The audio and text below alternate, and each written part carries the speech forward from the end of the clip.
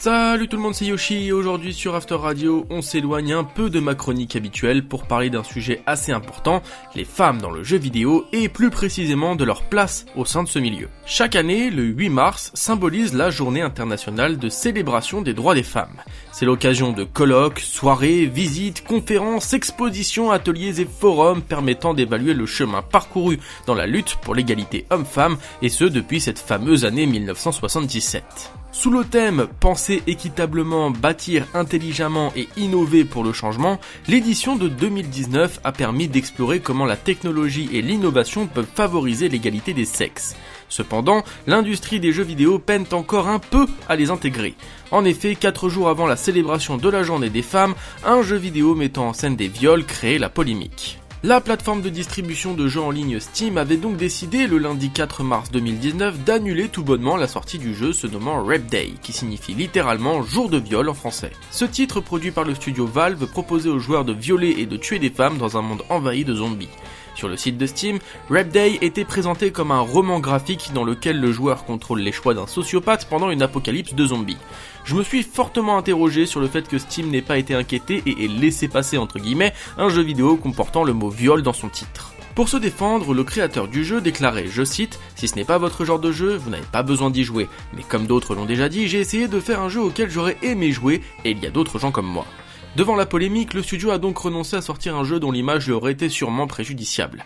Mais en vérité, ce jeu faisant l'apologie des violences sexistes et sexuelles n'est qu'une face immergée de l'iceberg des disparités et discriminations dont sont victimes les femmes dans l'industrie mondiale du jeu vidéo. Bien que les choses aient relativement évolué, cette situation contraste avec ce qu'on observait auparavant, en témoigne la scénographe ayant travaillé sur les derniers Tomb Raider, Rhianna Pratchett, qui explique, je cite, « Il y a eu une période dans l'histoire de l'industrie où il y avait beaucoup plus de femmes impliquées, dans les années 70 et 80 où le genre des jeux d'aventure était d'ailleurs assez prolifique.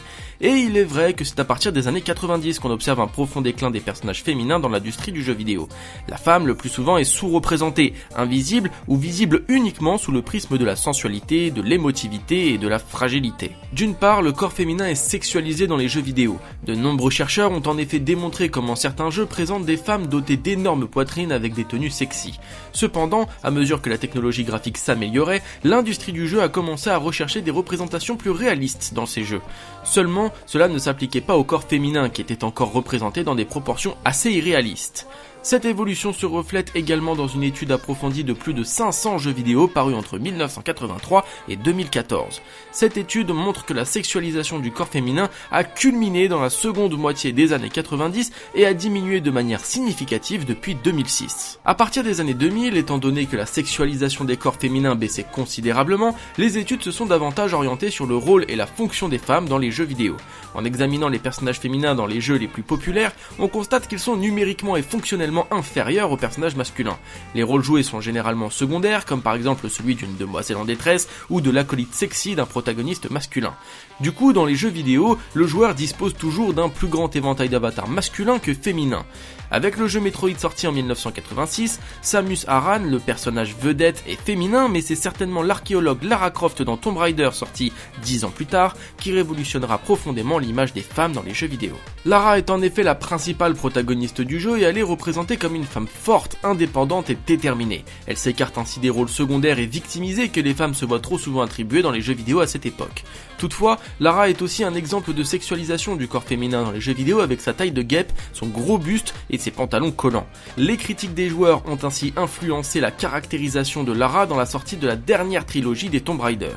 Ici, elle est plus décemment vêtue avec des manches longues et un pantalon moins collant et des mensurations bien plus réalistes. Les jeux vidéo sont un phénomène complexe et les recherches n'ont pas encore systématiquement examiné tous les aspects de la représentation des sexes dans le jeu. La mécanique d'un jeu ou gameplay permet de subtilement discerner des différences entre ce que le joueur peut faire et comment il peut le faire. Le jeu Super Princess Peach, par exemple, permet au joueur de contrôler la princesse Peach dans sa quête pour sauver les frères Mario et Luigi.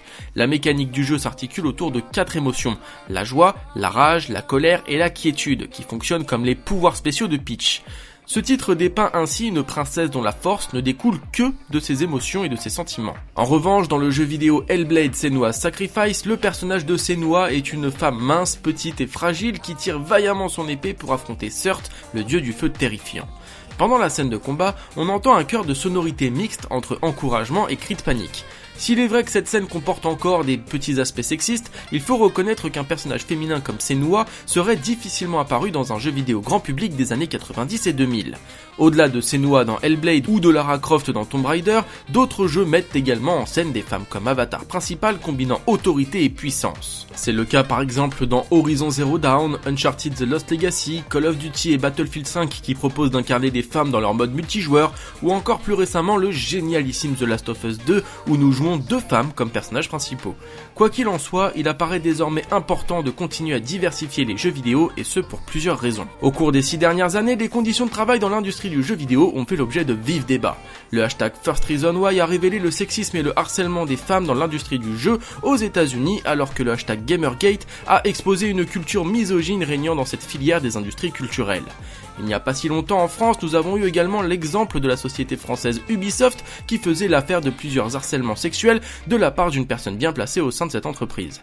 En attirant l'attention sur ces aspects problématiques de la culture du jeu, ces débats ont créé une sorte de dynamique qui a incité les joueurs à exprimer leur aversion pour la représentation sexiste des sexes dans les jeux vidéo et ont insisté pour que ces questions soient davantage considérées. Les premiers résultats sont apparents car de plus en plus d'entreprises de jeux vidéo s'inscrivent dans une démarche de responsabilité sociale et font la promotion de jeux où les femmes sont fortes, intelligentes et décisives. Pour finir, il est difficile de prédire ce que l'avenir nous réserve dans ce domaine. Cependant, si des personnages féminins forts dans un jeu vidéo sont les prémices d'un changement de culture dans cette industrie, l'avenir ne peut qu'être radieux. Voilà les amis, c'est la fin de ce podcast, j'espère qu'il vous aura plu, même si je sais que le sujet pouvait être assez sensible, surtout s'il est traité par quelqu'un du sexe opposé, mais je pense aussi que c'est une bonne chose qu'un homme prenne parfois la parole sur ce genre de sujet de temps en temps. Enfin, en tout cas, j'espère que vous avez aimé, je vous laisse le soin de vous abonner pour ne rien louper de la chaîne After Radio et de bien sûr laisser un petit pouce bleu sur cette vidéo, ça ferait plaisir. Sur ce, je vous donne rendez-vous pour un prochain numéro de ma chronique et d'ici là, je vous dis prenez soin de vous et à la prochaine, bye tout le monde.